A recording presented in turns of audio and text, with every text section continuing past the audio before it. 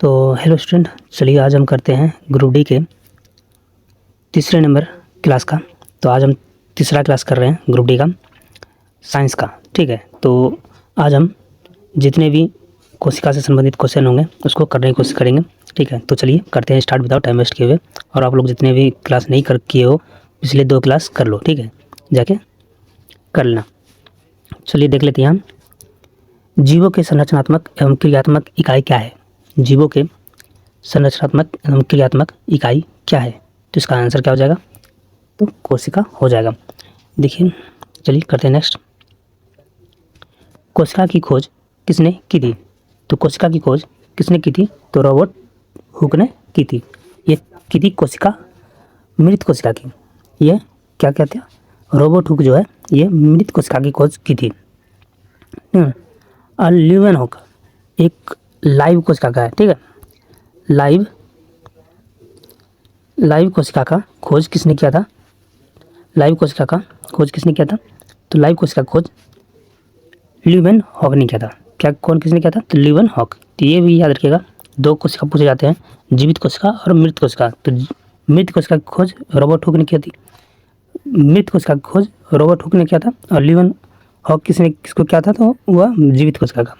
ठीक है, चलिए रॉबर्ट हुक ने कोशिका की खोज कब की थी, रॉबर्ट हुक ने कोशिका की खोज कब की थी, तो कोशिका की खोज कब की थी, तो फटाफट कीजिए। तो 1665 ए नंबर इसका आंसर हो जाएगा। चलिए करते हैं नेक्स्ट। कोशिका सिद्धांत किसने दिया था, कोशिका सिद्धांत किसने दिया था, तो स्लाइडन और स्वान ने दिया था। तो ये दोनों ही ने दिया था, स्लाइडन और स्वान ने। चलिए नेक्स्ट। कोशिका का नियंत्रण केंद्र क्या कहलाता है, कोशिका का जो मास्टर माइंड है वो क्या कहलाता है, तो फटाफट से कीजिएगा। तो इसका मास्टर माइंड कौन होता है, तो केंद्र होता है। ठीक है, कोशिका का जो केंद्र होता है बीच का, जैसे ये कोशिका हो गया। ठीक है, ये कोशिका का जो बीच में केंद्र होता है, यही चारों तरफ है ना अपना सूचना पहुंचाता है और कंट्रोल करता है। ठीक है, चलिए करते हैं नेक्स्ट। कोशिका का बाहरी आवरण क्या होता है, ये सब क्वेश्चन बायोलॉजी से आपको बता दें 8 से 9 क्वेश्चन आते हैं। ठीक है, और ये क्वेश्चन अगर आप कवर कर लोगे तो आपके सिर्फ कोशिका से आपको है ना 3 क्वेश्चन बन जाते हैं। ठीक है, इसीलिए कोशिका बहुत इंपॉर्टेंट चैप्टर है, इसीलिए क्वेश्चन आपको याद रखना है इसको। कोशिका का बाहरी आवरण क्या कहलाता है, तो कोशिका झिल्ली कहलाता है। क्या कहलाता है, कोशिका झिल्ली हो जाएगा। ठीक है, कोशिका झिल्ली। चलिए करते नेक्स्ट। पादप कोशिका में कोशिका भित्ति किसकी बनी होती है, पादप कोशिका में कोशिका भित्ति किसकी बनी होती है, तो फटाफट कीजिए, तो सेल्यूलोज की बनी होती है। चलिए नेक्स्ट करते हैं। कोशिका का ऊर्जाग्रह किसे कहते हैं, कोशिका का ऊर्जाग्रह किसे कहते हैं, तो माइटोकॉन्ड्रिया हो जाएगा। चलिए करते हैं आगे। प्रकाश संश्लेषण किस कोशिका में होता है, प्रकाश संश्लेषण किस कोशिका में होता है, तो प्रकाश संश्लेषण किस कोशिका में होता है, बताइए फटाफट से। प्रकाश संश्लेषण किस कोशिका में होता है, किस कोशिकांग में होता है, बताइए फटाफट से। तो हरित लवण हो जाएगा, हरित लवण। चलिए बी नंबर का आंसर हो जाएगा। तो प्रोटीन संश्लेषण कहाँ होता है, तो राइबोसोम। ये क्वेश्चन बहुत ही इंपॉर्टेंट है, राइबोसोम वीवीआई क्वेश्चन है। ठीक है, इसको याद रख लेना है आपको। चलिए नेक्स्ट करते हैं। कोशिका का तरल भाग क्या कहलाता है, कोशिका का तरल भाग क्या कहलाता है, तो कोशिका द्रव कहलाता है। क्या कहलाता है, कोशिका द्रव। चलिए करते हैं नेक्स्ट। सबसे छोटी कोशिका कौन सी होती है, तो माइक्रोप्लाज्मा होता है। माइक्रो मतलब क्या होता है, छोटा। ठीक है, तो छोटा होता है माइक्रो। ठीक है, तो इसे याद रखना है, माइक्रोप्लाज्मा सबसे छोटा कहेगा तो माइक्रोप्लाज्मा। ठीक है, चलिए करते हैं नेक्स्ट। मानव शरीर की सबसे लंबी कोशिका कौन सी है, तो तंत्रिका कोशिका हो जाएगा। क्या हो जाएगा, तंत्रिका कोशिका। चलिए नेक्स्ट करते हैं। तंत्रिका कोशिका, ये सब क्वेश्चन बहुत ही इस बार जो 2025 में और 2026 में जो ग्रुप डी हुआ था उसमें ये पूरा पूछा गया था। ठीक है, इसलिए ये सब क्वेश्चन रिपीटेड है और मैं इससे रिलेटेड भी क्वेश्चन मैं पूछ रहा हूँ आपसे, ताकि आपको एग्जाम में बहुत ही फायदा पकड़े, ठीक है। ये नहीं कि जो मन तो मैं पढ़ा रहा हूँ आपको। तो कोशिका का आत्मघाती थैली किसे कहते हैं? कोशिका का आत्मघाती थैली किसे कहते हैं? जो अपने आप को ब्लास्ट कर लेता है, ठीक है, कोशिका में, और आपका जो घाव घोष वगैरह होता है, मतलब कि आपकी जो चोट वगैरह होते हैं उसको भरते हैं। कौन भरता है? तो लाइसोसोम। लाइसोसोम बी नंबर इसका आंसर हो जाएगा। चलिए नेक्स्ट करते हैं। डीएनए मुख्यतः कहाँ पाया जाता है? डीएनए मुख्यतः कहाँ पाया जाता है? तो डीएनए केंद्र में पाया जाता है। चलिए नेक्स्ट करते हैं। पौधों में बड़ी रिक्तिकाएँ किस कार्य के लिए होती हैं? पौधों में बड़ी रिक्तिकाएँ किस कार्य के लिए होते हैं? तो पदार्थों का संग्रहण। क्या हो जाएगा? पदार्थों का संग्रहण। सी नंबर इसका आंसर हो जाएगा।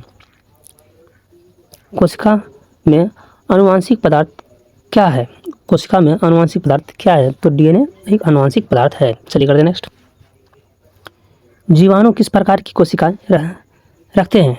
जीवाणु किस प्रकार की कोशिकाएं रखती हैं? तो बताइए फटाफट से। तो प्रोकैरियोटिक हो जाएगा। क्या हो जाएगा? प्रोकैरियोटिक। इसका बी आंसर हो जाएगा। अमीबा किस प्रकार का जीव है? अमीबा किस प्रकार का जीव है? तो एक कोशिकीय जीव है। एक कोशिकीय, ठीक है।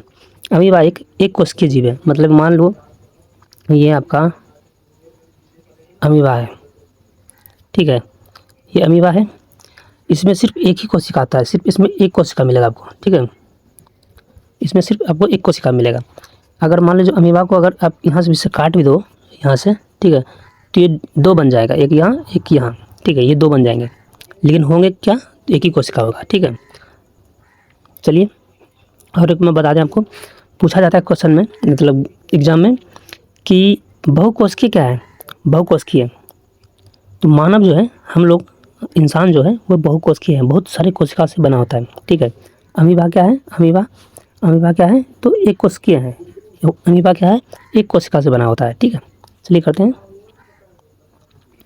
कोशिका विभाग का मुख्य कार्य क्या है? कोशिका विभाग का मुख्य कार्य क्या है? तो भोजन बनाना। कोशिका विभाग का मुख्य कार्य क्या है? तो भोजन बनाना, वृद्धि प्रजनन, ठीक है। सॉरी, कोशिका भोजन बनाना नहीं है, वृद्धि प्रजनन होगा। कोशिका विभाजन का, विभाजन बोल रहा है ना, कोशिका विभाजन। तो भाई वृद्धि कैसे होगा? तो वृद्धि जब होगा, प्रजनन करेंगे तो भी वृद्धि होगा, ठीक है। चलिए नेक्स्ट करते हैं। लाल रक्त कोशिका में केंद्र कहाँ होता है? लाल रक्त कोशिका में केंद्र कहाँ होता है? तो लाल रक्त कोशिका में केंद्र होता ही नहीं है। क्या होता ही नहीं है, ठीक है। चलिए करते हैं आगे। कोशिका भित्ति किस में पाई जाती है? कोशिका भित्ति किस में पाई जाती है? तो केवल पादप कोशिका में पाई जाती है। केवल पादप कोशिका, पादप कोशिका हो जाएगा। चलिए करते हैं नेक्स्ट। कोशिका झिल्ली का मुख्य कार्य क्या है? कोशिका झिल्ली का मुख्य कार्य क्या है? तो पदार्थों का आवागमन नियंत्रण करना।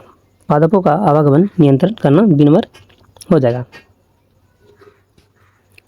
हरित लवण में कौन सा वर्णक पाया जाता है? हरित लवण में कौन सा वर्णक पाया जाता है? तो क्लोरोफिल हो जाएगा। क्या हो जाएगा? क्लोरोफिल। चलिए कर लेते हैं नेक्स्ट। कोशिका सिद्धांत में संशोधन किसने किया? कोशिका सिद्धांत में संशोधन किसने किया? तो किसने किया? Rudolf Virchow. रुडोल्फ विर्चो हो जाएगा। चलिए करते हैं नेक्स्ट। गोल्जी काय का मुख्य कार्य क्या है? गोल्जी काय का मुख्य कार्य क्या है? तो गोल्जी काय का मुख्य कार्य प्रोटीन का पैकेजिंग करना है। गोल्जी काय क्या करता है? हमारे शरीर में प्रोटीन का इधर से उधर पैकेजिंग करता है, ठीक है, इधर से उधर सप्लाई करता है। कौन करता है? तो गोल्जी काय। कहाँ है? तो 20 का आंसर हो जाएगा। चलिए सॉरी, ये आंसर इसका हो जाएगा। कोशिका का पावर हाउस किसे कहते हैं? बिल्कुल, ये सब क्वेश्चन बहुत ही इंपॉर्टेंट है, ये सब VVI क्वेश्चन है, ठीक है, इसको याद रखना है आपको। कोशिका का पावर हाउस किसे कहते हैं? इस बार 2026 में जो ग्रुप डी आया था, इसमें यह क्वेश्चन पूछा गया है, ठीक है, तो फटाफट से कीजिए। तो कोशिका का पावर हाउस किसे कहते हैं? तो माइटोकॉन्ड्रिया हो जाएगा। चलिए करते हैं। मानव शरीर में सबसे अधिक पाई जाने वाली कोशिका कौन सी है? मानव शरीर में सबसे अधिक पाई जाने वाली, तो लाल रक्त कोशिका। लाल रक्त कोशिका, 20 का आंसर हो जाएगा। चलिए करते हैं नेक्स्ट। पौधों में प्रकाश संश्लेषण का स्थान क्या है? पौधों में प्रकाश संश्लेषण का स्थान क्या है? तो हरित लवण हो जाएगा। क्या हो जाएगा? हरित लवक। हरित लवक हो जाएगा इसका। चलिए करते हैं नेक्स्ट। कोशिका शब्द सेल का प्रयोग सबसे पहले किसने किया? कोशिका शब्द सेल का प्रयोग सर्वप्रथम किसने किया था? तो रॉबर्ट हुक ने किया था। ठीक है, रॉबर्ट हुक हो जाएगा इसका आंसर।